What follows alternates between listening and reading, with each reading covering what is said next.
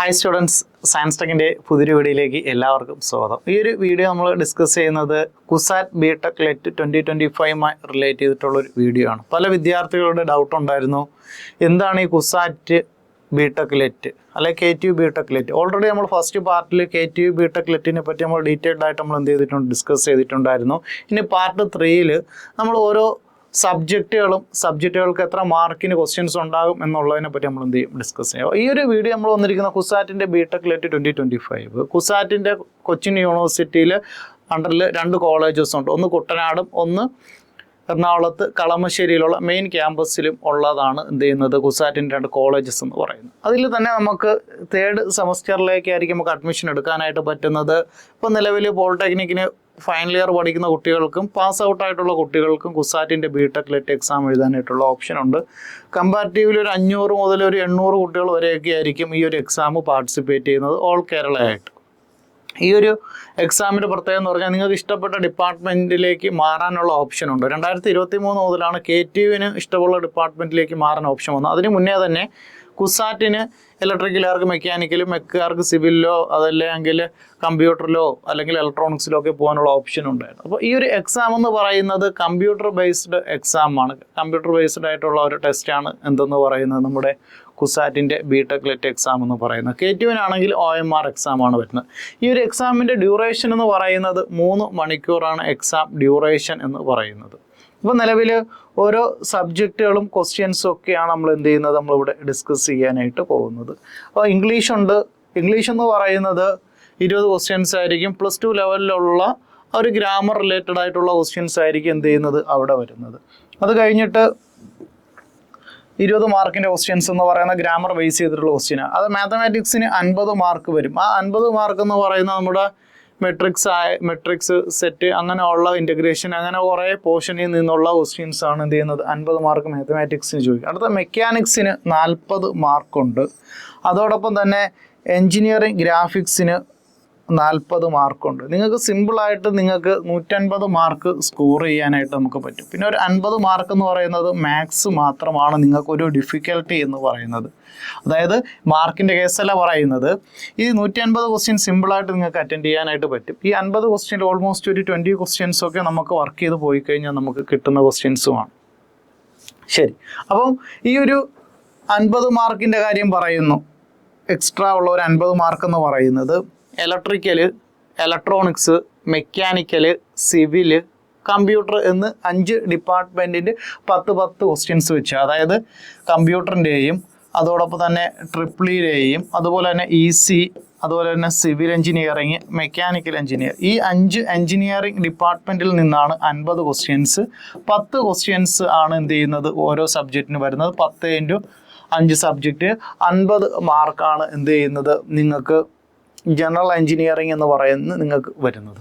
Okay, ശരി. അത് കഴിഞ്ഞതിന് ശേഷം നമ്മൾ എഞ്ചിനീയറിംഗ് ഗ്രാഫിക്സ് വളരെ സിമ്പിളായിട്ട് നമ്മുടെ ക്ലാസ്സുകളുണ്ട്. സയൻസ് ടെക്കിൻ്റെ ലേണിംഗ് ആപ്പിൽ എഞ്ചിനീയറിംഗ് ഗ്രാഫിക്സിൻ്റെ ടോപ്പിക് വൈസ് കുറേ ക്വസ്റ്റ്യൻസ് ഉണ്ട്. ഏകദേശം ഒരു 400ഓളം ക്വസ്റ്റ്യൻസ് അവിടെ ഡിസ്കസ് ചെയ്യുന്നുണ്ട്. അപ്പോൾ ആ ഒരു ക്ലാസ് നിങ്ങൾക്ക് കിട്ടും.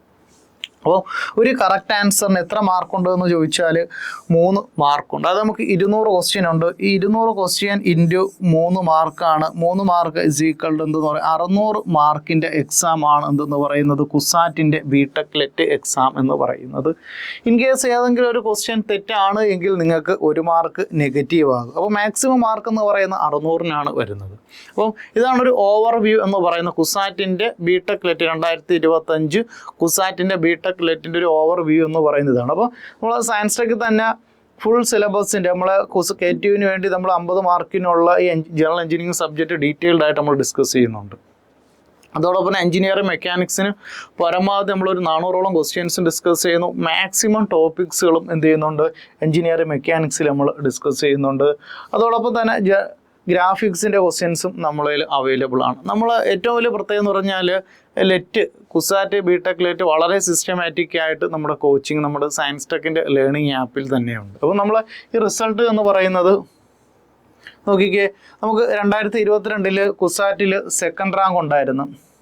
അതേപോലെ തന്നെ 2023 ഉണ്ടായിരുന്നു. അപ്പോൾ നമ്മൾ 2022 കുട്ടിക്ക് നമ്മൾ നമ്മൾ നിറ്ററിൽ നമ്മുടെ ഷംസുദ്ദീൻ സാറായിരുന്നു ആ കുട്ടിക്ക് നമ്മൾ കുസാറ്റിൽ പോയ സമയത്ത് എന്ത് ചെയ്തുകൊണ്ട് സിറ്ററിൻ്റെ തന്നെ ട്രെയിനിങ് ഇൻസ്റ്റിറ്റ്യൂഷൻ അടുത്തുള്ള ഒരു നിറ്റർ എന്ന് പറയുന്ന ഒരു ട്രെയിനിങ് ഇൻസ്റ്റിറ്റ്യൂഷൻ ഉണ്ട്. National institute of teachers training സെൻ്ററാണ്. അവിടെ വെച്ച് നമുക്ക് എന്ത് ചെയ്യുന്നുണ്ട്, ഷിൽനയ്ക്ക് നമ്മളൊരു മൊമെൻ്റ് കൊടുത്തിട്ടുണ്ടായിരുന്നു. അതുപോലെ തന്നെ 2024 അതുപോലെ കുസാറ്റിൻ്റെ 9ാം റാങ്ക്, 17ാം റാങ്ക്, 20, 22 റാങ്ക് ഒക്കെ നമുക്ക് എന്ത് ചെയ്തിട്ടുണ്ട്, സയൻസ് ടെക്കിന് കിട്ടിയിട്ടുണ്ട്. അപ്പോൾ ഇവരെല്ലാം തന്നെ പഠിച്ചത് ഓൺലൈനായിട്ടാണ് പഠിച്ചത്. നമ്മുടെ ഈ സയൻസ് ടെക്കിൻ്റെ നിങ്ങൾ കാണുന്ന പോലെ റെക്കോർഡ് സെഷൻ, സ്റ്റുഡിയോ റെക്കോർഡ് ക്ലാസ്സും ലൈവ് ക്ലാസ് തിങ്കൾ, ബുധൻ, വെള്ളി, ഞായർ ദിവസങ്ങളിൽ ലൈവ് ക്ലാസ്സുകളൊക്കെ ഉണ്ട്. ആ ക്ലാസ്സുകൾ അറ്റൻഡ് ചെയ്ത് ഡെയിലി 15 ക്വസ്റ്റ്യൻസ് വെച്ചുള്ള മോക്ക് ടെസ്റ്റ് ഉണ്ട്. ആ മോക്ക് ടെസ്റ്റ് ഒക്കെയാണ് എന്ത് ചെയ്ത് ഇവരെല്ലാം അറ്റൻഡ് ചെയ്തത്. അപ്പോൾ വേറെ പ്രത്യേകം നോക്കിക്കേ, ഈ നമ്മൾ സയൻസ് ടെക്ക് തന്നെ പ്രൊവൈഡ് ചെയ്യുന്നത് നിങ്ങൾക്ക് ഫീസില്ല, അല്ലെങ്കിൽ ഓൾമോസ്റ്റ് പോളിക്കാരുടെ അവസ്ഥയും അറിയാവുന്നതാണ്. ഞാൻ പോളിടെക്നിക്ക് പഠിച്ചത്. അപ്പോൾ പോളിടെക്നിക്കുള്ള കുട്ടികളുടെ പ്രശ്നം എന്ന് വെച്ചാൽ സാമ്പത്തികമായിട്ട് പാടായിരിക്കും. അവർക്കൊണ്ട് എഞ്ചിനീയറിങ്ങിന് ഒരു പക്ഷേ നല്ല റാങ്ക് ഇല്ലാത്തതുകൊണ്ട് പോകാൻ പറ്റാത്തതുകൊണ്ട് പോളിടെക്നിക്ക് ആകുമ്പോൾ എനിക്ക് +2 അല്ലെങ്കിൽ 10 മാർക്കുള്ളത് കൊണ്ട് എന്ത് ചെയ്യുന്നുണ്ട്, പലരും എന്ത് ചെയ്യുന്നുണ്ട്, പോളിടെക്നിക്ക് എന്ന് പറയുന്ന ഒരു ഓപ്ഷൻ ചൂസ് ചെയ്യുന്നവരാണ് കൂടുതലും. അപ്പോൾ അങ്ങനെ വരുമ്പോഴേക്കും നിങ്ങൾക്ക് 9.5 ഉണ്ട് എങ്കിൽ നിങ്ങൾക്ക് 75% സ്കോളർഷിപ്പ് കിട്ടും. 25% ഫീ നിങ്ങൾക്ക് എന്ത് ചെയ്താൽ മതി, അടച്ചാൽ മതിയാവും. 9 ഉണ്ട് എങ്കിൽ 50%ഓളം സ്കോളർഷിപ്പ് കിട്ടും. നിങ്ങൾക്ക് 8.5 ഉണ്ട് എങ്കിലും അതുപോലെ തന്നെ 8 ഉണ്ട് എങ്കിലും നിങ്ങൾക്ക് എന്ത് ചെയ്യും, സ്കോളർഷിപ്പോട് കൂടി ബിടെക് ലെറ്റ് എക്സാം പഠിക്കാൻ പറ്റും. അപ്പോൾ നിങ്ങൾ വേറൊരു കാര്യം നിങ്ങൾ മനസ്സിലാക്കുക, നമ്മൾ വളരെ സിസ്റ്റമാറ്റിക് ആയിട്ട് ലെറ്റ് കോച്ചിങ് പഠിച്ചു കഴിഞ്ഞാൽ ഒരു വർഷമൊക്കെ കോച്ചിങ്ങിനൊക്കെ പോയിട്ടാണ് എന്ത് ചെയ്യുന്നത്, ലെറ്റിൻ്റെ എൻട്രൻസ്, ലെറ്റിൻ്റെ അല്ല നമ്മൾ നോർമൽ റെഗുലറിൻ്റെ ബിടെക് ലെറ്റ് എക്സാം എന്ത് ചെയ്യുന്നത്, എഴുതുന്നത്. നിങ്ങൾ വേറൊരു കാര്യം മനസ്സിലാക്കേണ്ടത്, കുസാറ്റിൻ്റെയും അതുപോലെ തന്നെ കീമിൻ്റെയും ഒക്കെ എൻട്രൻസ് എക്സാം എഴുതുന്നത് ഒരു വർഷത്തെ കോച്ചിങ് ഒക്കെ പോയിട്ടാണ്. പക്ഷെ ആ ഒരു അവസ്ഥ എന്ത് ചെയ്യത്തില്ല, നിങ്ങൾക്ക് വരില്ല. നിങ്ങൾ ഒരു കോമ്പറ്റീഷൻ കുറവുള്ള ഒരു എക്സാമാണ് നിങ്ങൾ എന്ത് ചെയ്യുന്നത്, അറ്റൻഡ് ചെയ്യുന്നത്. ഒരു 1000-ന് താഴെ കുട്ടികളായിരിക്കും കുസാറ്റ് എഴുതുന്നത്. ഒരു 5000-ന് താഴെ കൗണ്ടായിരിക്കും എന്ത് ചെയ്യുന്നത്, നമ്മുടെ KTUവിൻ്റെ ബിടെക്കിൻ്റെ കുട്ടികൾ എക്സാം എഴുതുന്നത്. ഓൾമോസ്റ്റ് സീറ്റുകളെല്ലാം തന്നെ എന്ത് ചെയ്യുന്നുണ്ട്, വേക്കൻ്റ് ആയിട്ടാണ് ഉള്ളത്. അപ്പോൾ ആ ഒരു അവസ്ഥ നിലവിൽ ഉണ്ട്. അപ്പോൾ അത് നിങ്ങൾക്ക് പരമാവധി എന്ത് ചെയ്യാൻ പറ്റും, പ്രയോജനപ്പെടുത്തി നല്ല രീതിയിൽ നമ്മുടെ ലെറ്റിൻ്റെ കോച്ചിങ് ഇപ്പോഴൊക്കെ പഠിച്ചു പോയി കഴിഞ്ഞാൽ നല്ലൊരു ഗവൺമെൻറ് കോളേജ് കിട്ടുകയും ചെയ്യും. ഞാൻ ഉൾപ്പെടെയുള്ള എല്ലാവരും പോളിടെക്നിക്കിലും എഞ്ചിനീയറിംഗ് കോളേജിലെയും അധ്യാപകരാണ് എന്ത് ചെയ്യുന്നത്, ഇതിൽ ക്ലാസ്സുകൾ ഹാൻഡിൽ ചെയ്യുന്നത്. അപ്പോൾ നിങ്ങൾക്ക് ഉറപ്പായിട്ടും നല്ലൊരു റിസൾട്ട് എന്ത് ചെയ്യാൻ പറ്റും, നിങ്ങൾക്ക് കിട്ടും. അക്കാര്യത്തിൽ യാതൊരു ഡൗട്ടും വേണ്ട. അപ്പം ഈ ഒരു വീഡിയോ നിങ്ങളുടെ ബിടെക് ലെറ്റ് നോക്കുന്ന വിദ്യാർത്ഥികൾക്ക്, അല്ലെങ്കിൽ പേരൻസ് ആണ് കാണുന്നുണ്ടെങ്കിൽ പോളിടെക്നിക്ക് ഫൈനൽ ഇയർ പഠിക്കുന്ന വിദ്യാർത്ഥികൾക്ക് ഉള്ള ഫാമിലിയിൽ എന്ത് ചെയ്യുക, ഷെയർ ചെയ്ത് കൊടുക്കുക. അപ്പോൾ ഈ ഒരു വീഡിയോ നമ്മളിവിടെ വൈൻഡ് അപ്പ് ചെയ്യുന്നു. നെക്സ്റ്റ് വീഡിയോ നമ്മൾ എന്ത് ചെയ്യുന്നുണ്ട്, ഓരോ സിലബസ് റിലേറ്റ് ചെയ്തിട്ടുള്ള KTUവിൻ്റെ വീഡിയോ നമ്മൾ എന്ത് ചെയ്യുന്നുണ്ട്. അപ്പോൾ ഈ ഒരു വീഡിയോ നമ്മളിവിടെ വൈൻഡ് അപ്പ് ചെയ്യുന്നു. Thank you.